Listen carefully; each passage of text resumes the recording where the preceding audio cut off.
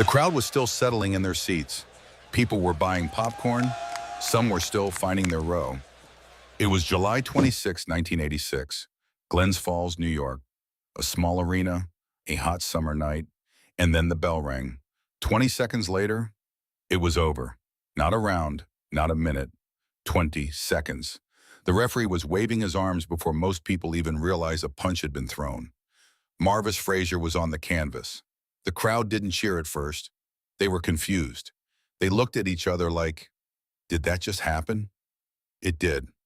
Mike Tyson had just walked into the ring, thrown a few punches, and ended a man's night before the sweat even dried on his forehead. 19 years old. 19 years old. And he was destroying men like it was nothing, like breathing, like something he was born to do. People in the press section were still uncapping their pens. They had come to write a story. They weren't ready for it to end this fast. Nobody was. And here's the thing. This wasn't just any fighter Tyson had stopped.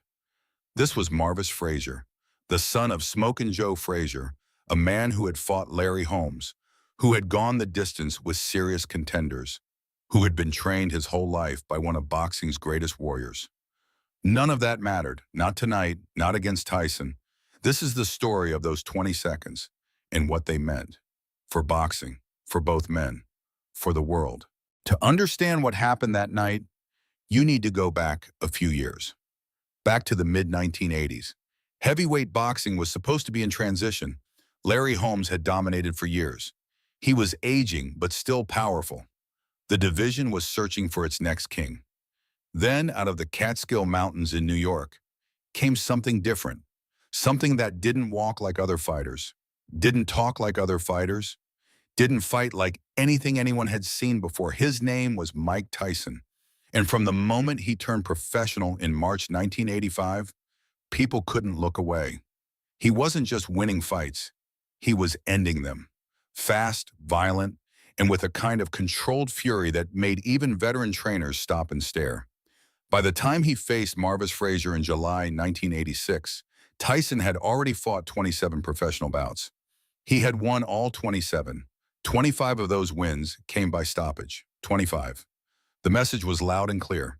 If you get in the ring with this kid, there's a very good chance you're not finishing the fight on your feet. Meanwhile, on the other side of the story, Marvis Frazier had his own history to carry. His father, Joe Frazier, was a legend, one of the greatest heavyweights who ever lived. Smokin Joe had beaten Muhammad Ali, had stood in the ring with the best fighters of his generation, had survived wars that would have broken lesser men. Marvis grew up watching that, learning that, living inside that legacy. By 1986, Marvis had built a solid career of his own. He had gone 19-1 as a professional. His only loss was a tough fight against Larry Holmes, but he had lasted into the 8th round. Against Larry Holmes, that wasn't nothing. That took real toughness. So when the Tyson fight was announced, people didn't just write Marvis off completely. Some believed he had a real chance, a puncher's chance. The son of Joe Frazier, coming with pressure and heart and power, against the most feared teenager in boxing. It sounded like a real fight. It wasn't. Mike Tyson at 19 was something science fiction. He was 5 feet 11 inches tall.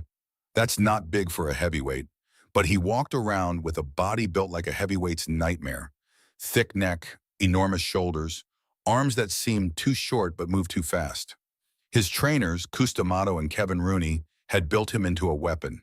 He used a style called peekaboo, both hands up high by the cheeks, head always moving, slipping punches by inches, and then exploding. When Tyson attacked, it wasn't one punch, it was combinations, short, sharp, brutal, left hook, right uppercut, left hook again. Before you could process the first punch, 3 more had already landed. And here's what made him truly terrifying. It wasn't just the power, it was the speed. Heavyweight boxers are supposed to be big and slow. Tyson was big and fast, impossibly fast. The kind of fast that made your brain lag behind your eyes. Off camera, Tyson was quiet. He was actually shy in many ways. He loved pigeons. He read books about history and warriors. He admired Alexander the Great and Sonny Liston. But inside the ropes, he was something else entirely. He wanted to break people. He said it openly. He wasn't shy about that part. I try to catch my opponents on the tip of the nose, he once said, because I try to punch the bone into the brain. That was Mike Tyson at 19. Now, Marvis Frazier. Marvis was a different kind of fighter. He was intelligent, technically sound, disciplined. His footwork was clean, his defense was real. He had been groomed for boxing since he was a child, trained under the watchful eye of his father Joe. And Joe Frazier was not a soft trainer. He pushed Marvis hard. He demanded everything. Marvis had heart, real heart. He was proud. He was carrying the Frazier name, and that name meant something. But Marvis also had a limitation that no amount of training could fix. He was not a devastating puncher. He could hurt people, but he needed time to do it. He needed to work his way in. Against Mike Tyson in 1986, there was no time. In the weeks before the fight, Joe Frazier was talking. He was always talking. That was Joe's way. He told reporters that Marvis was ready, that the family had studied Tyson, that they had a plan. My son is going to surprise people, Joe said. He believed it. A father always believes it. Marvis was calmer, more measured. He knew Tyson was dangerous. He wasn't going to stand in front of the cameras and pretend otherwise. But he believed in his own training. He believed in what his father had taught him. He believed that his style, the pressure, the angles, the Frazier way of walking through fire could give Tyson problems. Inside the camp, they worked on Tyson's patterns. They watched tape. They talked about timing his attacks, making him miss, countering on the way in. It sounded good in theory. In the gym, things made sense. But there's a word fighters use for what happens when the plan meets the opponent. That word is violence, and no plan survives it perfectly. On the night of the fight, the arena buzzed with a specific kind of energy. It wasn't the calm buzz of a scheduled 10-round fight between two evenly matched men. It was the nervous energy of a crowd that wasn't sure what they were about to see, but knew it was going to be something. Tyson had that effect.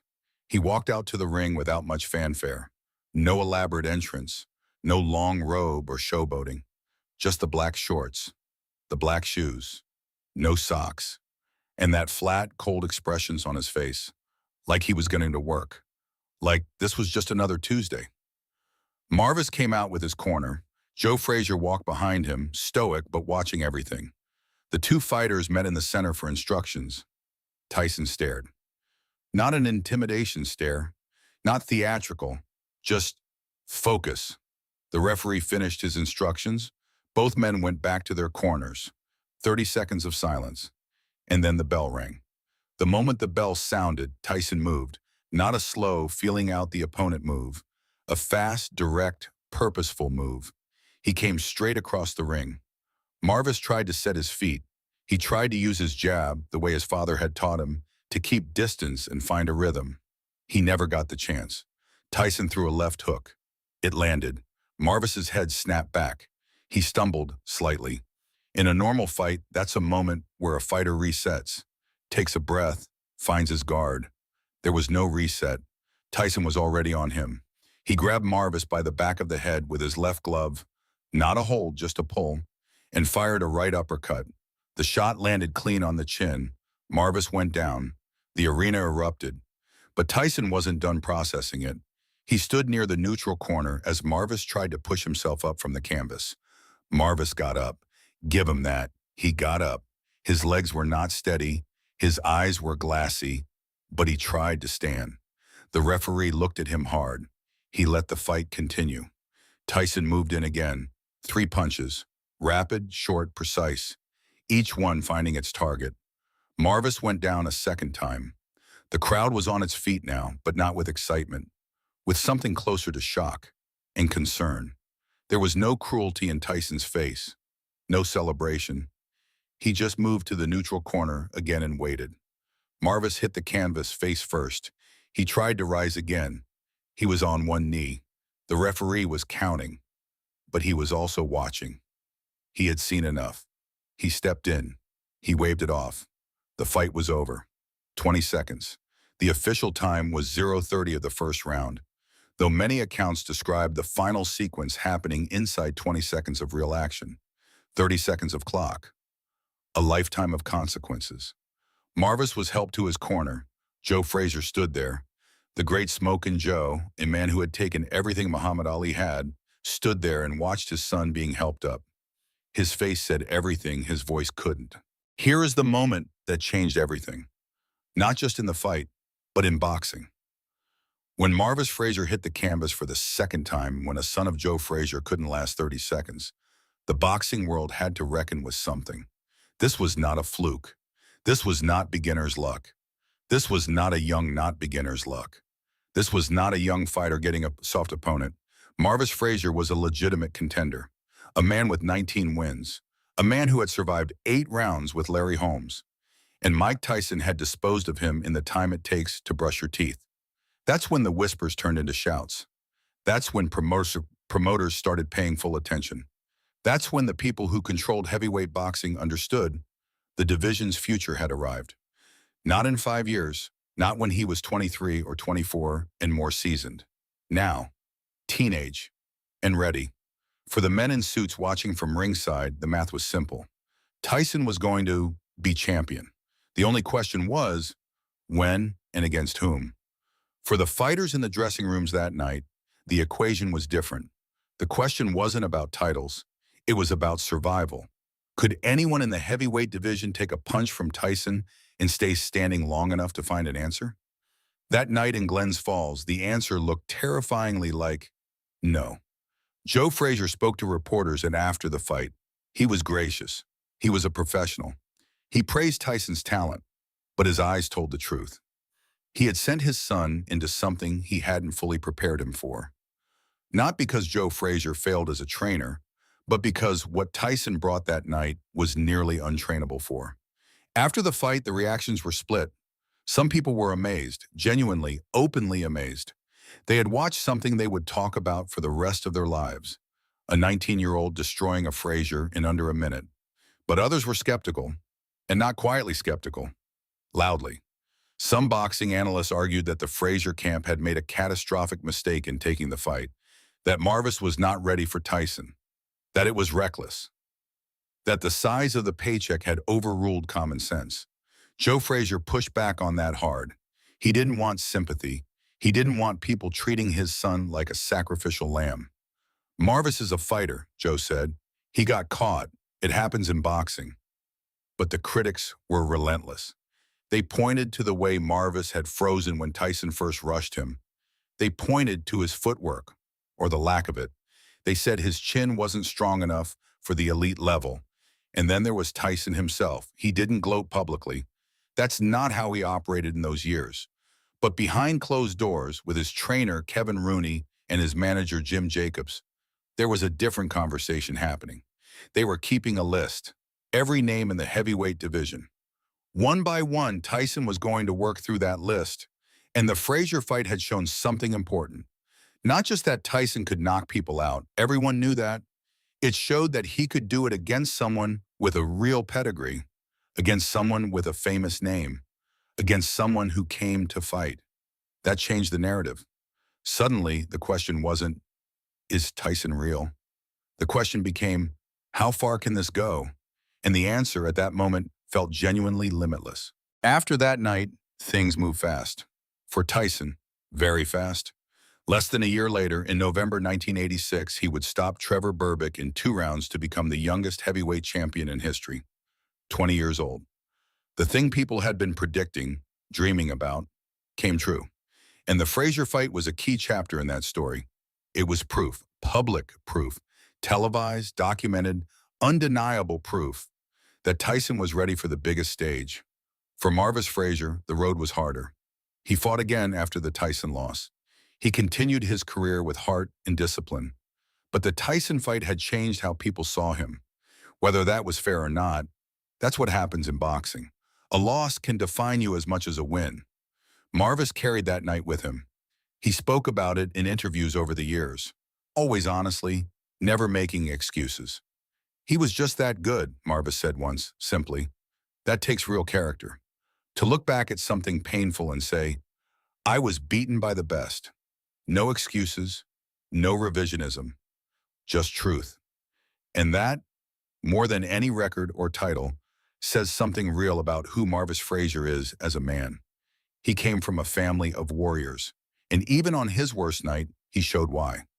He got up from the canvas twice. Most people would have stayed down. Now think about this, 20 seconds. That's all it took. Not 20 minutes of fighting, not 10 rounds of strategy and counterpunching. 20 seconds. And in those 20 seconds, the entire trajectory of heavyweight boxing shifted. Tyson announced himself to the world in a way that no press conference, no highlight reel, no interview could have done. He spoke the only language that matters in the ring, undeniable violence, applied with precision.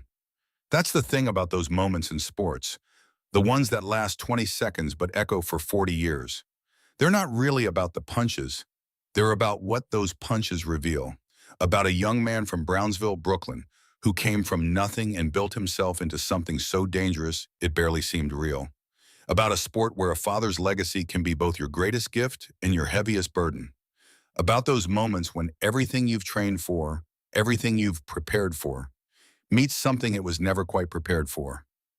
Marvis Frazier walked in carrying the weight of the Frazier name. Mike Tyson walked in carrying the hunger of someone who had something to prove to the whole world. On that July night in 1986, only one of those things was heavier. If this story gave you chills, hit that like button. It helps more people find stories like this one. Subscribe if you want more deep dives into the most incredible moments in boxing history, because there are so many more stories like this one waiting. And I want to hear from you in the comments. Could anyone in 1986 have beaten Mike Tyson? Or was he simply unstoppable at that point in his career? Drop your thoughts below. Let's talk about it.